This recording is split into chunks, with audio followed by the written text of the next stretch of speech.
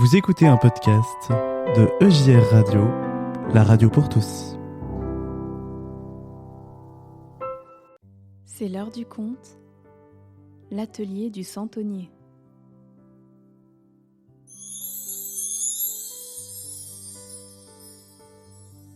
Bien installé sur une branche du marronnier, Charles observe la grande place du village. Le petit garçon, très curieux, utilise une paire de jumelles pour ne rien manquer. Il y a tant à regarder, les guirlandes de lumière, les passants pressés qui croulent sous le poids de leurs paquets, Gustave, le vieux centenier. Tiens, il sort de son atelier. On dirait que sa porte est mal fermée. Charles n'a jamais visité l'atelier, cet endroit plein de mystères où tous les santons de la crèche sont fabriqués. Il sait qu'il n'a pas le droit d'entrer sans y avoir été invité, mais la tentation est trop forte et la curiosité l'emporte. Charles descend de l'arbre, traverse la rue en 3 enjambées et se faufile par la porte entrebâillée. Quel endroit fabuleux! Sur les étagères, des centaines de santons colorés sont alignés. La Sainte Famille, l'âne, le bœuf et bien d'autres personnages.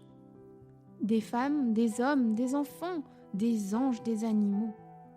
Le vieux centenier fabrique même des étables, des maisons et des petits ponts. Charles reste bouche bée devant tant de beauté. Un santon, tout marron, qui représente un petit garçon, est posé sur la table de travail du centenier.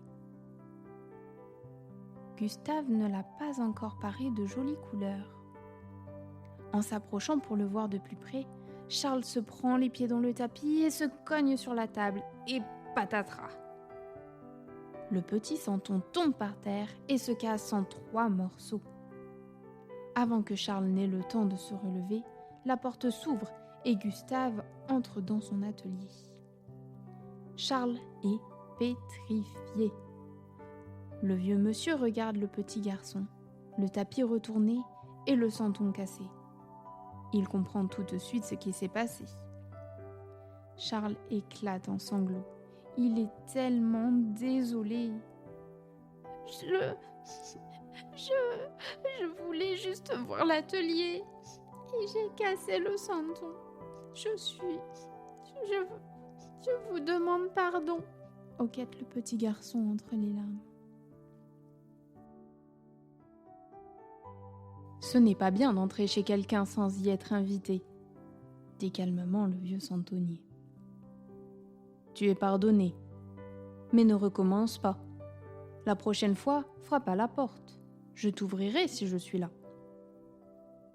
Mais Charles est inconsolable. De grosses larmes continuent de rouler sur ses joues. Il s'en veut d'avoir cassé l'un des plus jolis santons de l'atelier. Le bon centenier ne veut pas que le petit garçon rentre chez lui avec un cœur plein de tristesse. Il montre à Charles son étagère la plus chargée. Regarde tous ces santons, mon petit. Ils représentent les personnes qui sont allées voir Jésus à la crèche. Ces gens avaient sûrement fait des bêtises, comme toi, comme moi, comme tous les habitants du village. Pourtant, ils se sont quand même approchés de l'enfant Jésus. Dieu nous accueille tels que nous sommes. Il nous pardonne et nous aide à faire des efforts pour que chaque jour, nous soyons un peu plus proches de lui. Charles sourit timidement à travers ses larmes. Gustave a raison. Même le brigand est allé voir l'enfant Jésus. Un peu consolé, il retrouve sa curiosité. Il veut tout voir et tout comprendre. Le vieux centenier accepte de bon cœur que son petit visiteur reste avec lui dans l'atelier. Après avoir recollé les morceaux du santon, il sort sa peinture et ses pinceaux et l'habille de belles couleurs avant de le mettre à sécher. Toute l'après-midi, Charles regarde le centenier travailler. Le petit garçon a des étoiles plein les yeux. Au moment de partir, Gustave lui offre le santon réparé. Voici Charles, le santon, dit-il au petit garçon en lui faisant un clin d'œil. Je suis sûr que tu lui trouveras une place dans la crèche de ta maison.